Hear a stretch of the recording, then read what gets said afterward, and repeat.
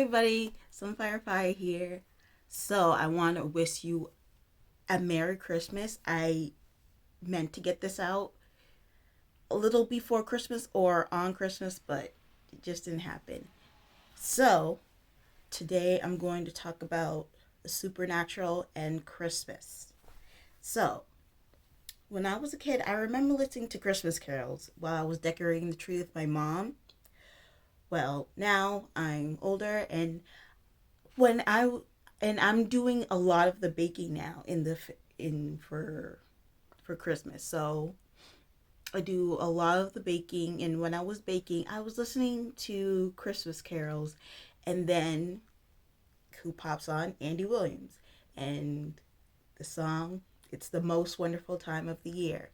Now, I noticed that the in the song, every time when I was a little kid, I heard the famous line, it'll be tales of the glories and scary ghost stories of Christmases long, long ago. And ever since I was a kid, I wondered, did they really tell ghost stories back then? And just and so I so now that I'm older, I started to do more research as a historian. I always have questions about everything. So I did more history on it. I was wondering, did people really celebrate? Really celebrate Christmas by telling ghost stories? Because doesn't that seem like a Halloween tradition? Well, let's get into it. So when you don't know something, obviously what I did, the first thing I did, I Googled it or I Binged it. I'm not sure, depending on what you feel. Usually, sometimes I use Google, sometimes I use Bing, depending on how I feel. So, in initially there was a yes to the question. It popped up yes in highlighted version. Yes, they told ghost stories back then. It was mainly a Victorian England type of thing. Um, in 1891, Jerome K. Jerome, who was a British humorist. So he's a British humorist with Jerome K. Jerome. So I don't even know that sounds like a fake name, but it could be his real name, and he just wrote with that to make it his career. So aside from that, so his famous quote was in one of his anthologies called "Told After Supper." Whenever 5 or 6 English speaking people meet around a fire on Christmas Eve, they start telling each other ghost stories. So that had me look deeper into why do they tell ghost stories? And it's from Jerome. It sounds like this is a British thing, but I looked even deeper, and there are I remember when I was younger. I'm no, I remember. Well, I don't know. I remember when I went to Vienna. I don't know when. I think I heard a few years ago about Krampus, and then I went to, and this is when I went to Vienna. Now there are a few there like it's it's German, so it's a German tradition. So Krampus is part of Christmas for them. So Krampus is an example of, and I found out that Krampus is an example of something that is told that he is the counterpart of Santa Claus. And so I figured it out. I did some research, and I found out that this this originated in the countryside of Europe when families wanted to conserve resources such as food. So they would tell their child, essentially, if you don't behave, Krampus is going to come. Santa's not going to come. Krampus is going to come. And you don't want Krampus to come because he's going to literally beat you with a switch. So, um, I don't know exactly what. Usually, this when they say switch, it's a branch. So um, I don't know exactly what kind of branch it was at the time. Um, but yeah, that's what happened. And so then I found out in Norway they tell you to hide your brooms because during Christmas time, which is choose this date to um, choose the day to create mischief.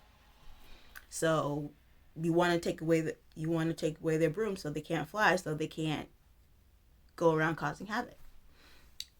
Now, the most famous ghost story of Christmas in general is one that's it pretty well known among the Western world. I'm not sure about the Eastern world because I've never really done research about that. Um, but um, the most famous one is most well known is A Christmas Carol by Charles Dickens, which was published in 1843.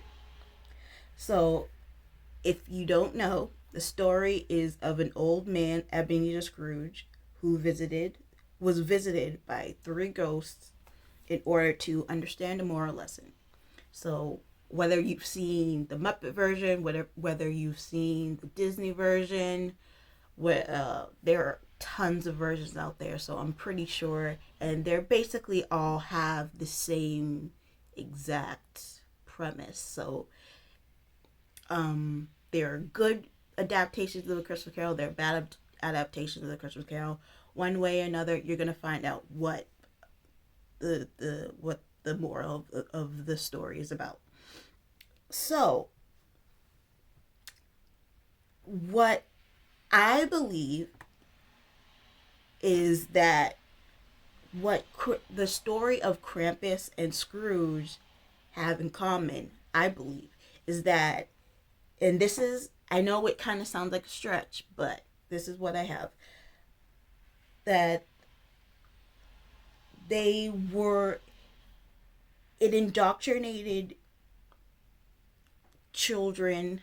Krampus indoctrinated children was more geared towards children, obviously, um, and Scrooge was indoctrinated. It is the Christmas Carol does have um I would say I wouldn't say infantile themes, but I would say like adolescent type themes. But it's a family oriented story, and I feel like which also gives a moral lesson because Krampus, the story of Krampus, gives a moral lesson, and in A Christmas Carol gives a moral lesson. I believe that in the long run, this is basically both are telling each other, both are telling the audience that you you can't think of yourself on this day because for Krampus you can't think, you don't want kids to think about yourself. It's like if you ever watched, I've seen if you've ever seen mountain people who live on mountains, like if you ever watch um, uh, documentaries of Yakutia in Russia, I love watching those. It's how families survive, and that's the coldest place on in the world, and they know how to conserve their resources when they need to, and the children have learned to live with the limited resource and work with the resources that they have. So in turn, Krampus was created to serve, to tell children that you need to behave because if you are acting in a certain way, this could endanger us all. Like if you are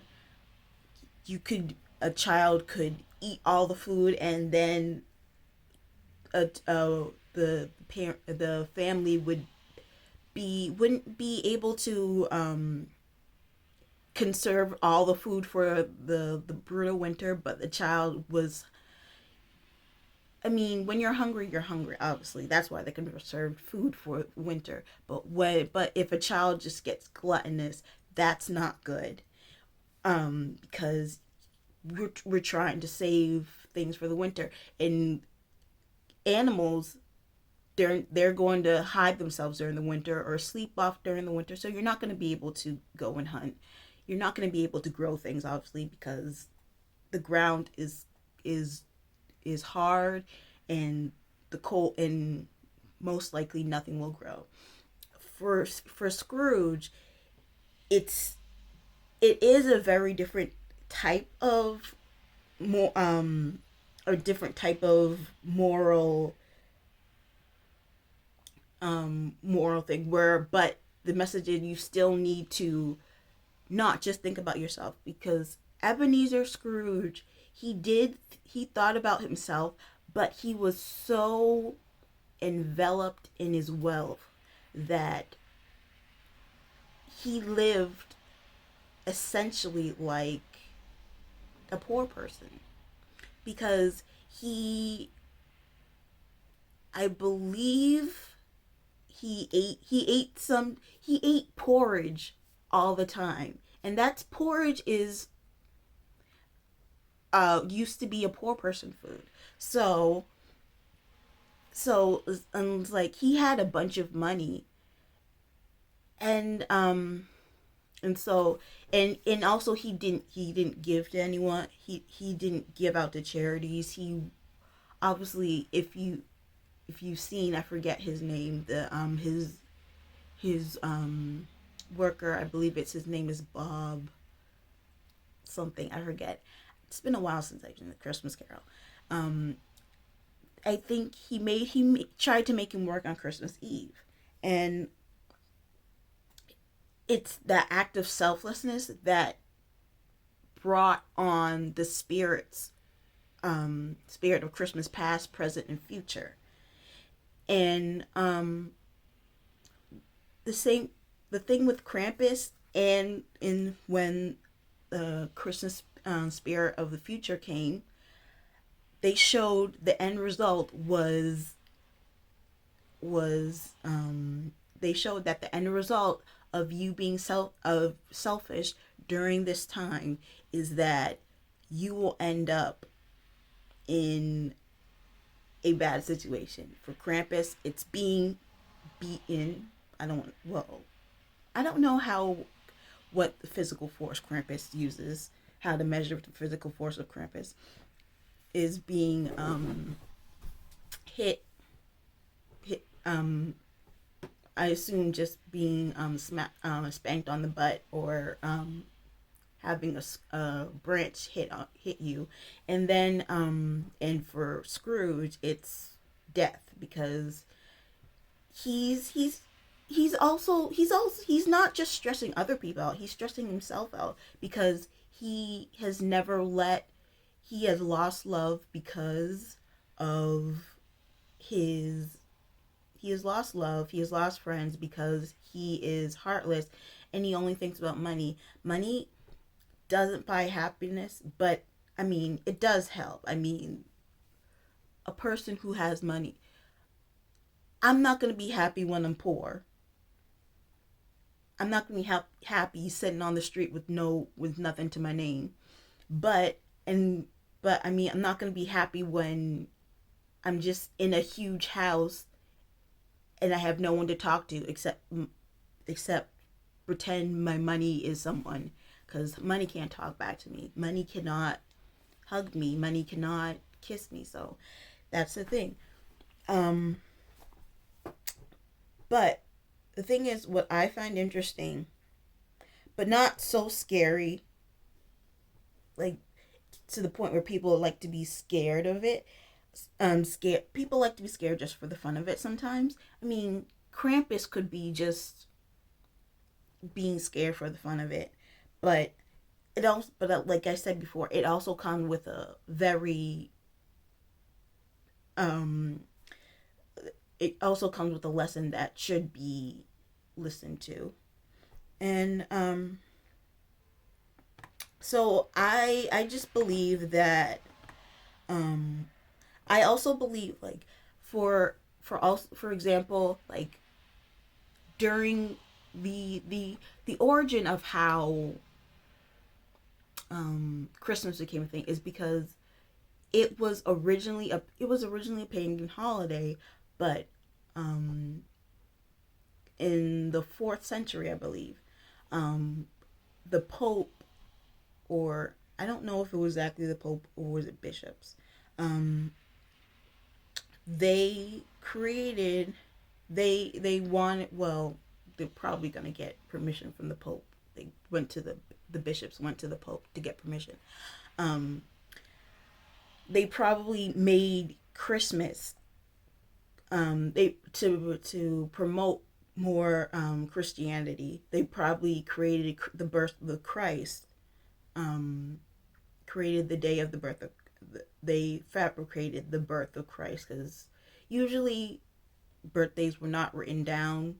Most, like, death dates were written down back then, not really birthdays. So obviously no one really knows when Christ was born. So they fabricated the that December 25th was the birth of Christ, and back then the solstice fell on December 25th. Now today you would probably be like, well, the solstice now is usually on the 20th. Well, I remember when I was a kid, the solstice actually used to be on the 21st. But if you look at, but like, I think the I think Neil deGrasse Tyson explained it, but like, I think the Earth rotation or axis has made it shift, so now it's moving, um it moved a few days ahead instead of staying on the 25th. So so basically, the moon, so basically, that the pagan holiday was a celebration of Saturn, or Kronos, who is the father of time. And a they would have the Christmas tree. Well, I mean, I guess it was called a Saturn tree because, and they would decorate it. They would give out presents, and the reason the reason usually for the reason these pagan holidays were usually on the winter solstice is, although the moon is not really considered supernatural, but it is considered kind of like a spiritual entity. The reason why it is usually pagans would celebrate on the winter solstice is because the moon is a big factor in telling us when it's time to um when it's time to hunt, when it's time, and this is not just for on the winter solstice. When it's they have hunter moons, they have beaver moons, they have we have new moons, um we have a lot of names for moons. And I in like for and they have the Mid Autumn Festival where they have mooncakes, where it shows when, and the moon tells them when it is time to harvest, when it is time to plant. So that so the moon there's even an inside joke in the ER where ER nurses or doctors are just like, say, have it's a hectic time at the ER, and they say, "Oh, it's because it's a full moon. That's why it's so hectic today." And many other pagans say, many other people think sometimes people act crazy because of the full moon. The full moon also um, creates the tides. It can signal whether tides go in or out. So the moon is very, again, it's not considered supernatural, but it is considered a spirit entity. Um, and that structured the that basically the moon is one of the natural phenomena that structure human society. So the supernatural or celestial aspect of Christmas is very integral to society.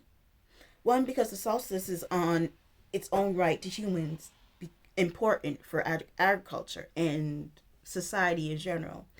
Two, Krampus was a way of entertaining children because children at that point they like fairy tales. They understand fairy tales, and at that, depending how old they are.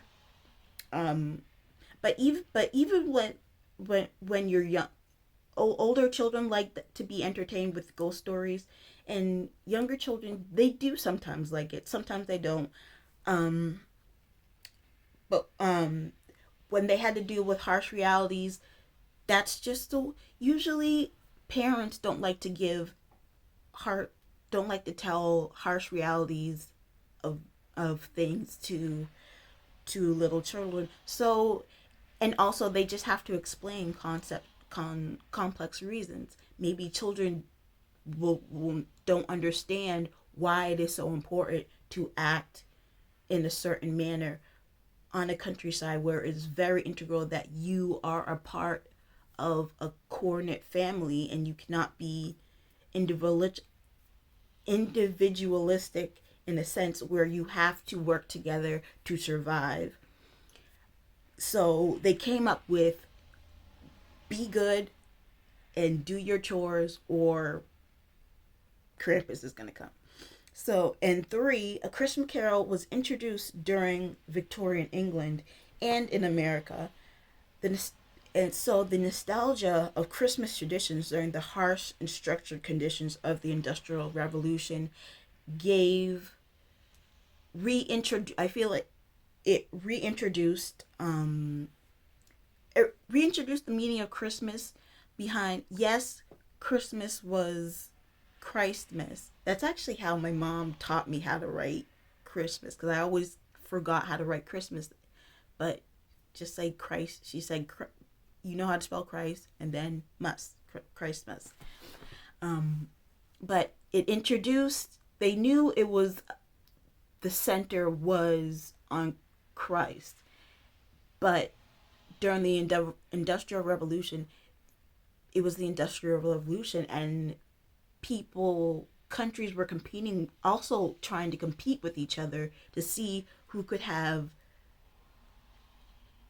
a nuance, a boom of technology that new technology that was prosperous in doing what it was supposed to do, and to making lives easier to create goods. So it reintroduced Christmas in a way where people felt like they could take a break and just enjoy, I would say enjoy the view, but I mean like the view of like the understanding the nostalgia of Christmas, understanding the um the good feelings it gave you when you were a child, that you can still have a good Christmas. You can still be that child. You can this Christmas is a time to let your let your guard down. Let people know how much you care about them because especially during the Industrial Revolution where all everyone is enveloped in their work, it's a signal that at this point it's about it's about life, and it's not, it's about life, it's about humanity, and it's about being true to enjoying the life that we have with our loved ones. So that's so in tune. That's all I have for today about Christmas and the supernatural. I didn't really do an in-depth look on everything, but I just wanted to come on here, and also because I haven't uploaded in a while, and I just wanted to make sure that everyone knew I was still live. So